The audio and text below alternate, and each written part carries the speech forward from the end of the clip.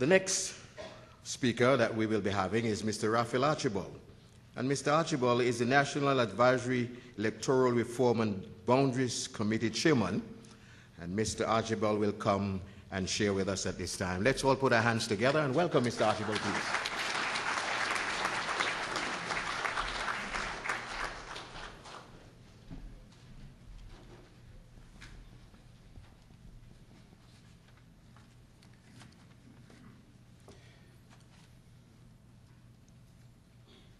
Thank you, Mr. Master of Ceremonies, Pastor Benjamin.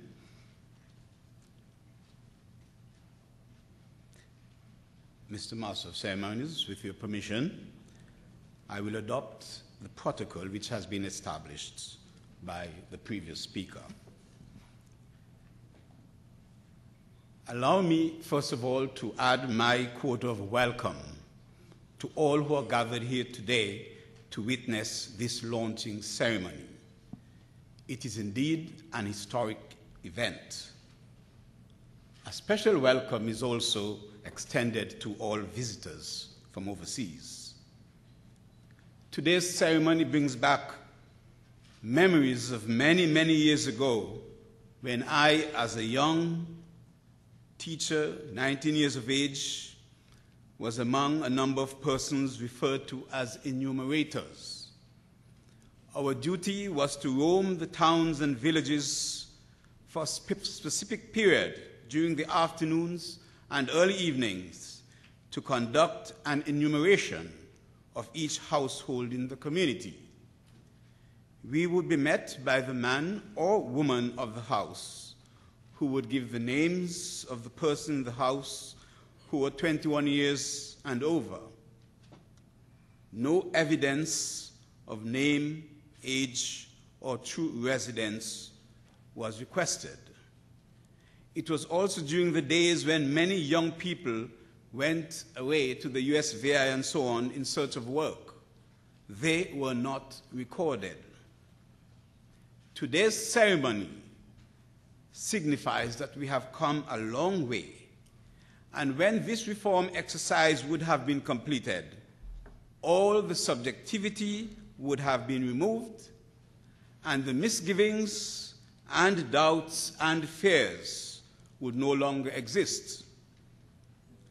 I believe that we have all been looking forward to electoral reform, some having expressed their desire more strongly than others. However, the point is that it is now here, and we should all be eagerly looking forward to participate in the process. My specific role in this exercise is, as you've heard, I am the chairman of the National Advisory Electoral Reform and Boundaries Committee. This committee would receive the report with recommendations from the Electoral Reform Consultative Committee, which will form the basis of our deliberations. In essence, our work begins when that of the Consultative Committee ends. My committee is expected to draw on the expertise of all its members to elucidate the issues raised during the public consultations, and where necessary, we will seek expert advice to further clear up matters. We would also determine whether the recommendations received from the Consultative Committee represent a practical response to the issues of concern. The committee consists of the following: the St. Kitts Christian Council, represented by Archdeacon Valentine Hodge, the St. Kitts and Nevis Evangelical Associations, represented by Reverend Dr. Aldine Charles and Reverend Eversley Pemberton, the St. Kitts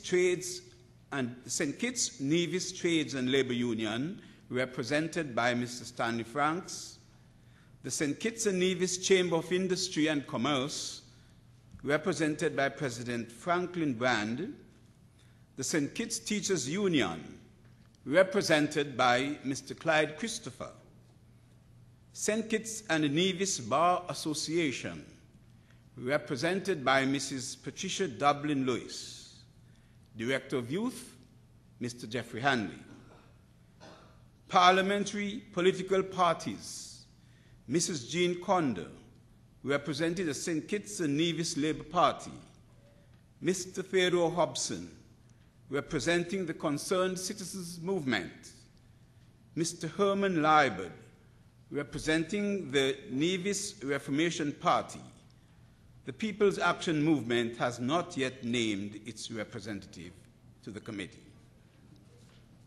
The committee has 4 weeks in which to complete its work, which includes the presentation of a detailed report with recommendations on how best the proposed reforms can be approached to the Parliamentary Constitutional and Electoral Reform and Boundaries Committee. I am happy with the men and women comprising my committee.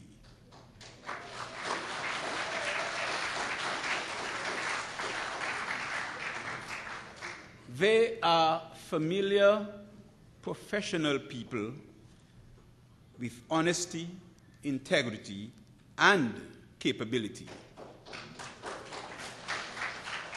I wish to assure the general public that the National Advisory Electoral Reform and Boundaries Committee will do an excellent job in the furtherance of electoral reform in this country.